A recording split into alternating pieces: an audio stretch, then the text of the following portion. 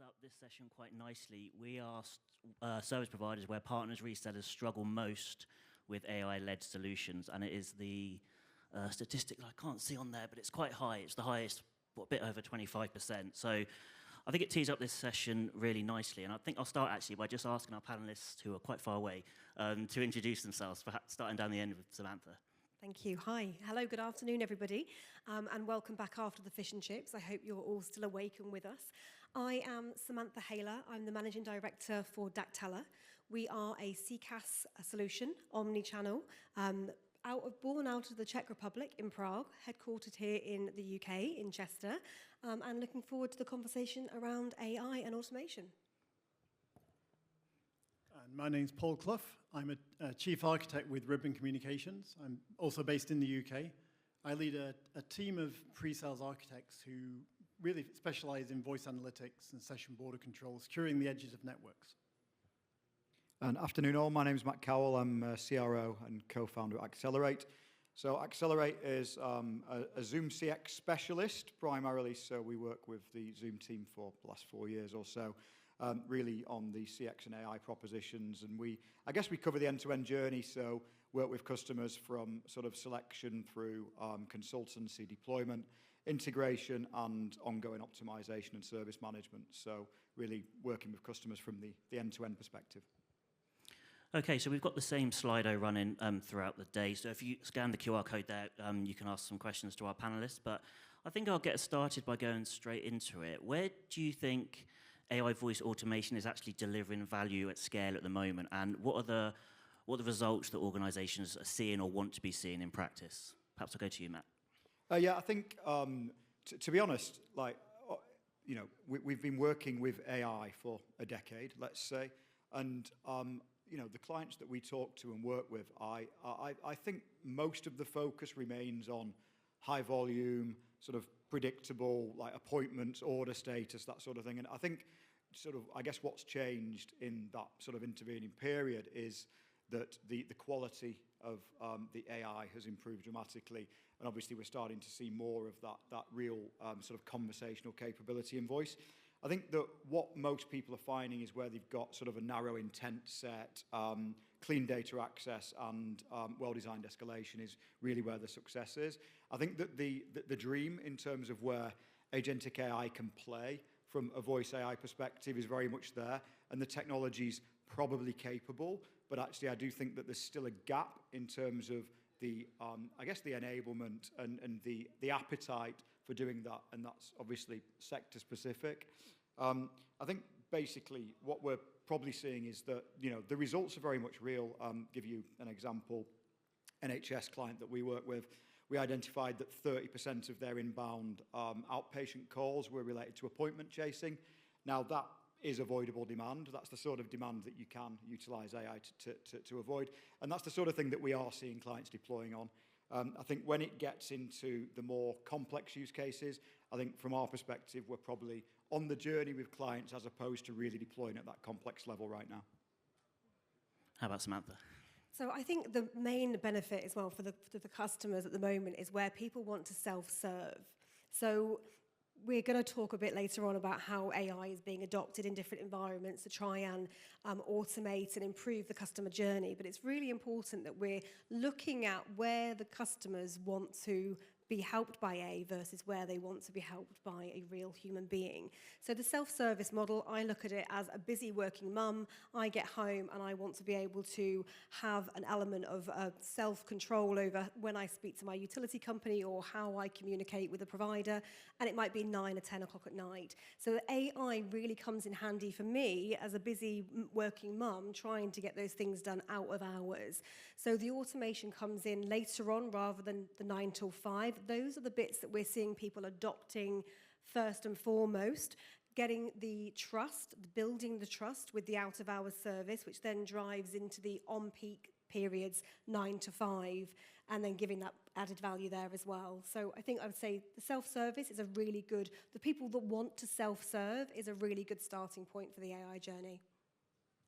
Yeah, and Samantha mentioned trust there, Paul, and you're coming from a slightly different angle at Ribbon. So what sort of role do you think sort of the network level intelligence can play in sort of building that trust, combating fraud, and just sort of generally what are you seeing on that front?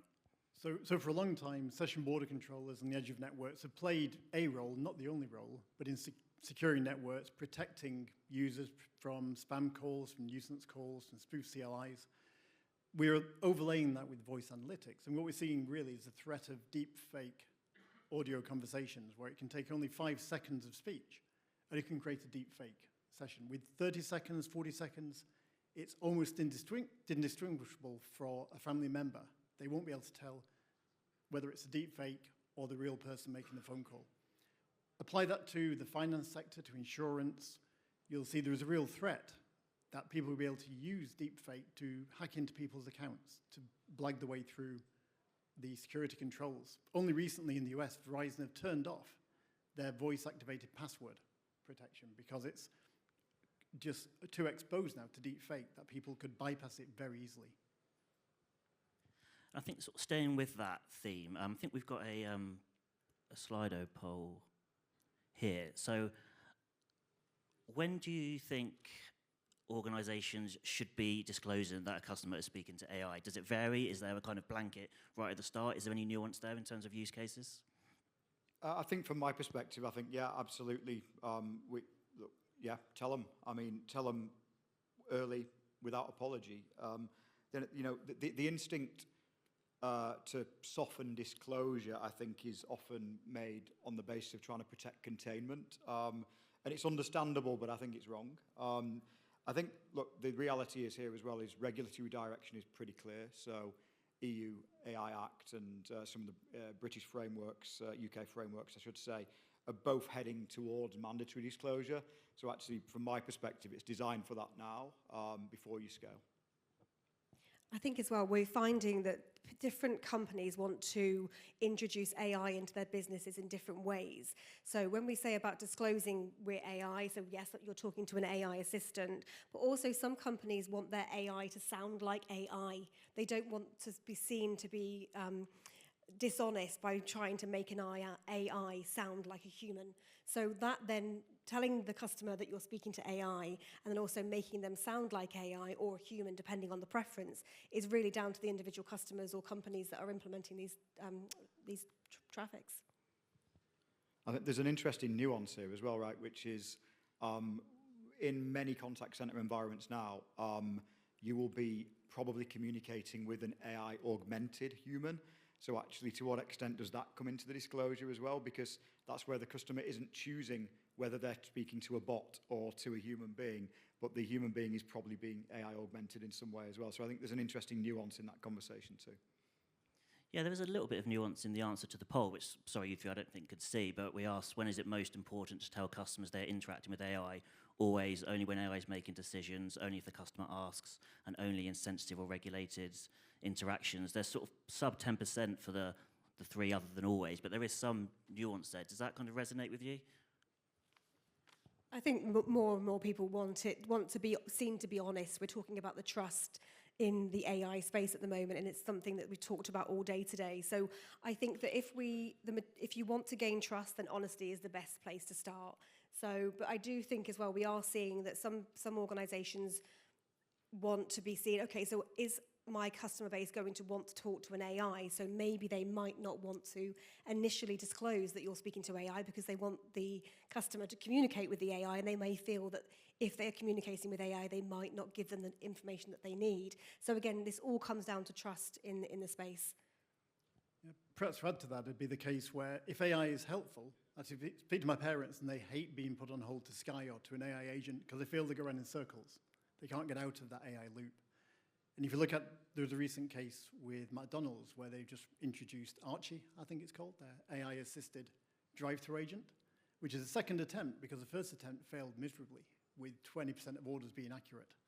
They're now at the stage where over 90% of their orders through the drive-through are accurate using AI in both Spanish and English. And it's that acceptance. If AI is successful and helps people, they're more willing to use it.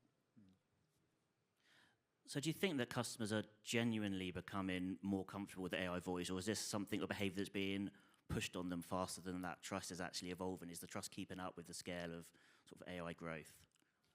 Yeah, I think that's a really interesting question. I think it's both, actually. I think that trust from a customer perspective is growing because quality is improving. And, exactly to the point you were just making, it's if the AI does a good job, the customer gets what they wanted, and there's no complaint afterwards, and that was done in a self-service journey, then great. And that's what builds trust. I always think performance builds trust, ultimately. But I also think that there are potentially some sectors where maybe the speed and the focus on containment is driving some organisations to go a little bit faster than where the trust lives. So I think I think the answer to that question is there's a bit of both at the moment. Any other thoughts, Paul? Not for me on that. Okay. Yeah, no, I think you're right. I think the whole trust conversation comes into play with all of this, and some organisations are trying to push more AI, because how many conversations do we have on a daily, weekly, monthly basis where a customer comes to somebody in this room and says, right, I want to introduce AI into my business. Okay, great. What do you want AI to do? I don't know. Now, this is really, really fundamental in being able to deliver a successful AI implementation. If they don't know what they want it to do and you cannot guide, and we were talking about consultancy earlier on, if you cannot guide and consult somebody into delivering a successful AI solution, then it is going to fail. So I think it's all around that kind of making sure that people understand and know the journey that they need to go on as an organisation and with their customers. What do their customers want? We talk about this in the contact center environment all of the time. So it kind of came from UCaaS to CCaaS, from typical voice interactions to email to SMS, WhatsApp, social media, all coming into the omni-channel environment. Well, now it's how do your customers want to communicate with the AI? So we're just taking that consultation through to the next level.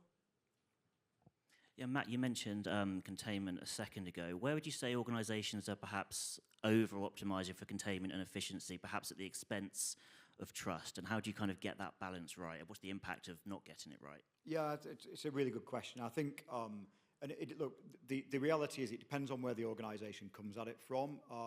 We work with some clients where doing AI is a mandate from the board. And you sort of go into those conversations where it's very much, okay, we've been told we need to do AI, but actually, what does AI look like? What actually is it going to deliver from a business value perspective? Where can we realistically utilise it? I think CX is always an interesting and probably a strong place to start, because that tends to be where there is avoidable demand. It's also sometimes a lower risk area to test some of the capabilities.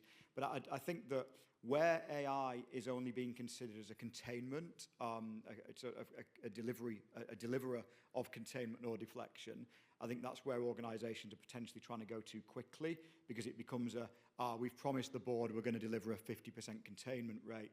That's the wrong way of looking at it, because if we're trying to deliver a 50% containment rate across the entire CX organisation, we might achieve an 80% containment rate from certain use cases, but in the round, actually, are we automating the right things? I think it does drive the wrong behaviours when we consider it just as containment.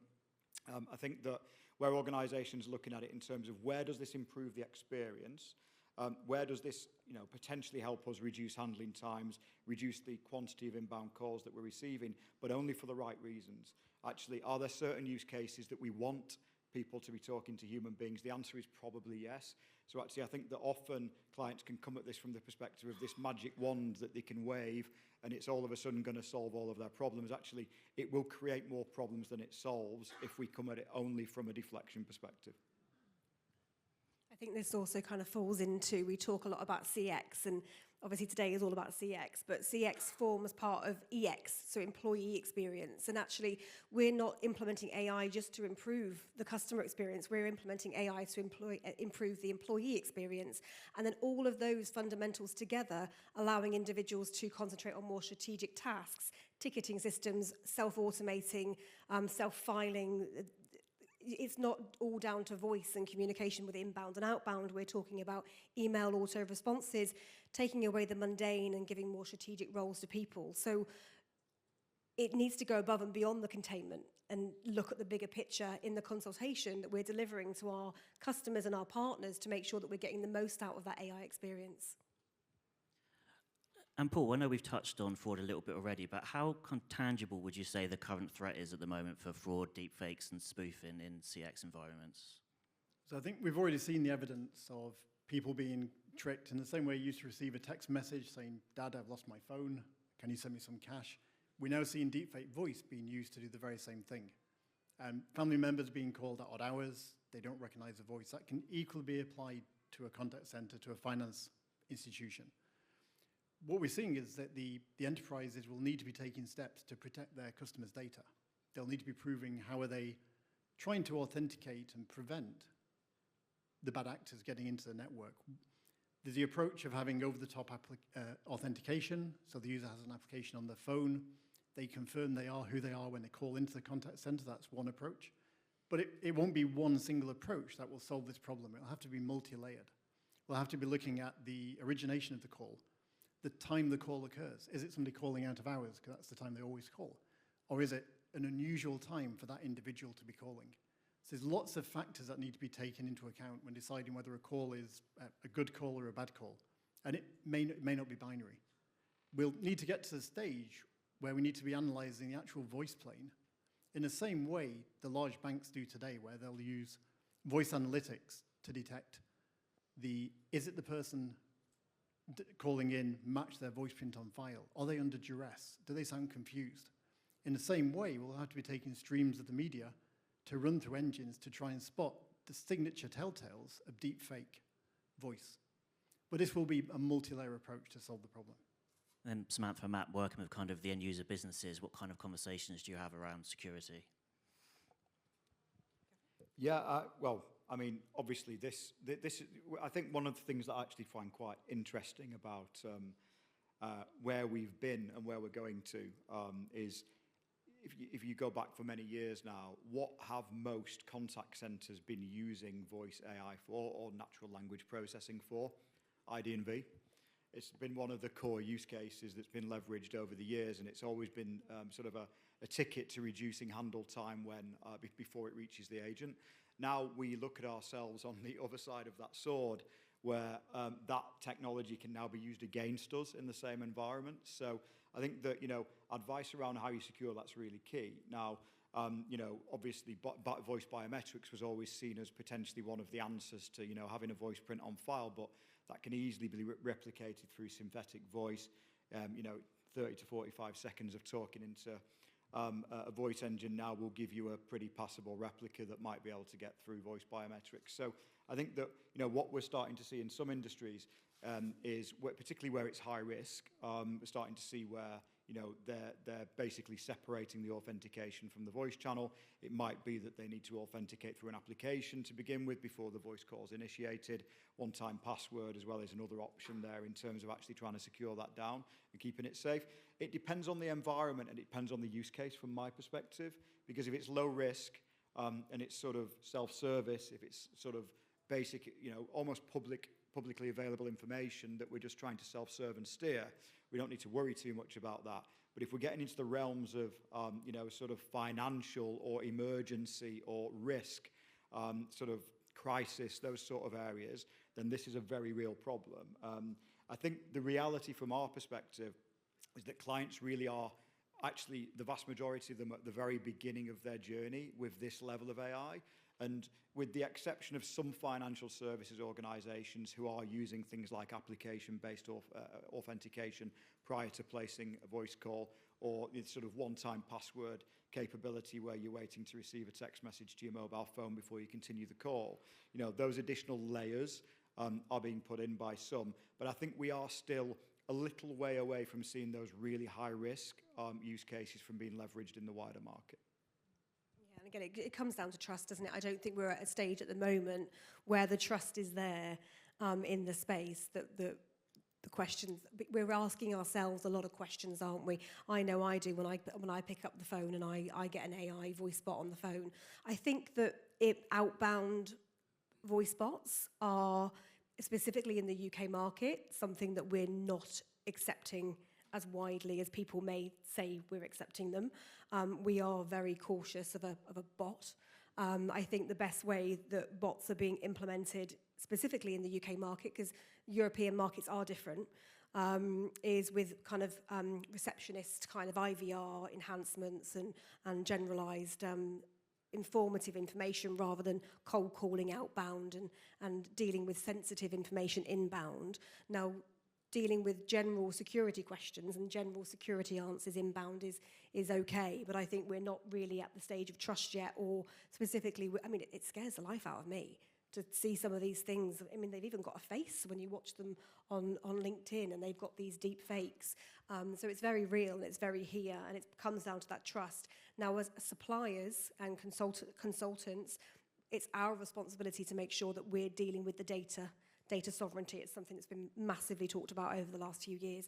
So it's our responsibility to make sure that we are looking after the customers, we're informing the customers, we're informing the partners, and we're taking care of each other in this journey. Because as we've just said, it's going to be a multi-pronged approach to fraud and combating this trust issue as we move forward. As long as we're educated and we talk and we advise, I think that we'll come out the other side well and truly on top, hopefully.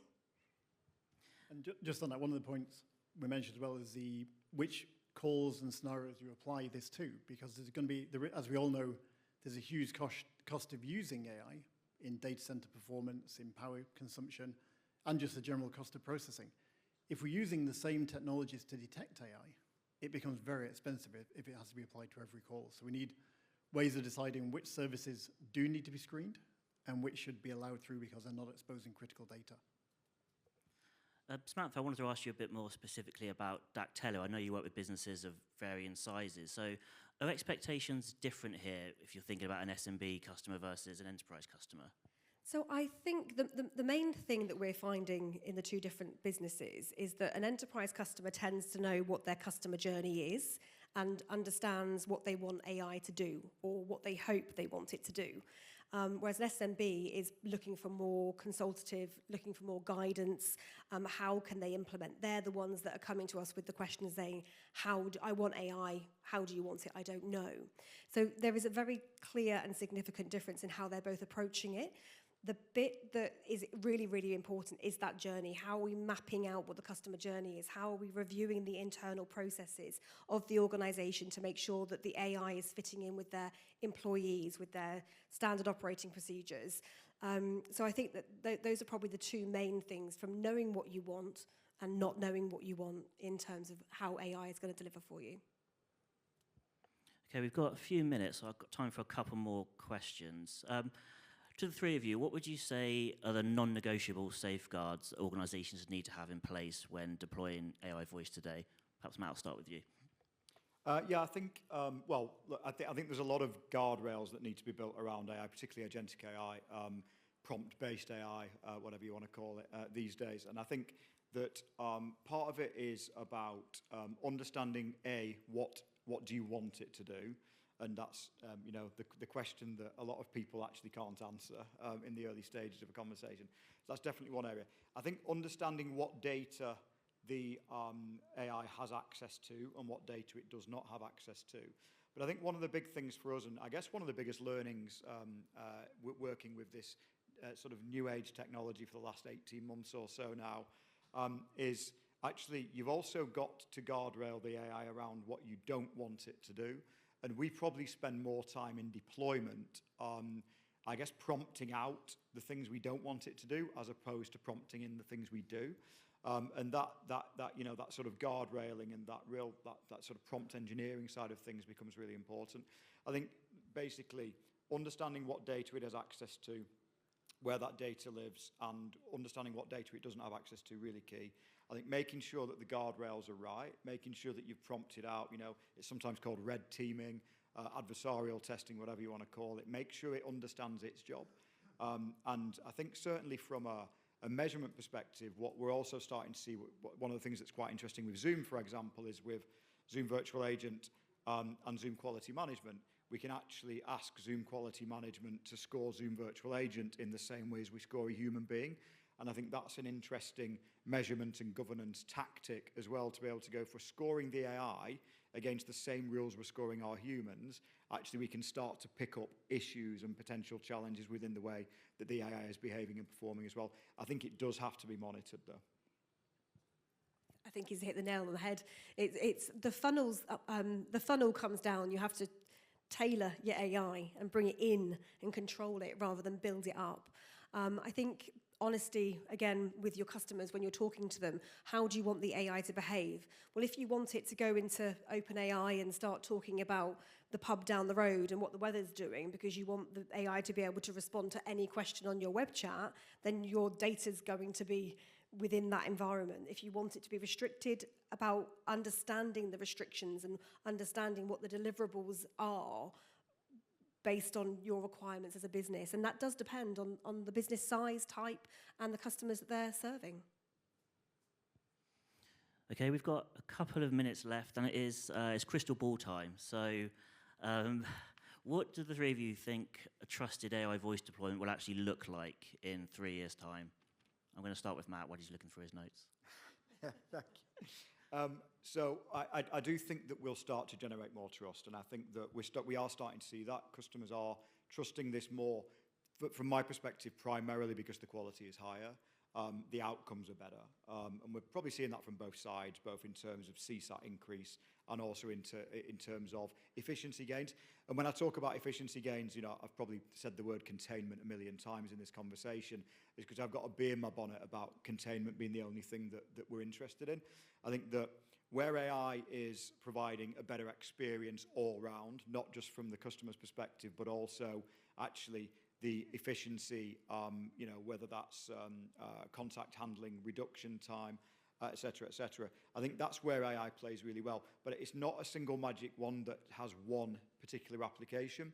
I think particularly for voice AI, we will see it finding its way into more complex use cases, becoming more and more conversational, and being more and more governed. I think that's obviously, we are starting to see significant acceleration in regulation now around this. That's not going to stop, right? Actually, we are going to end up with more regulation.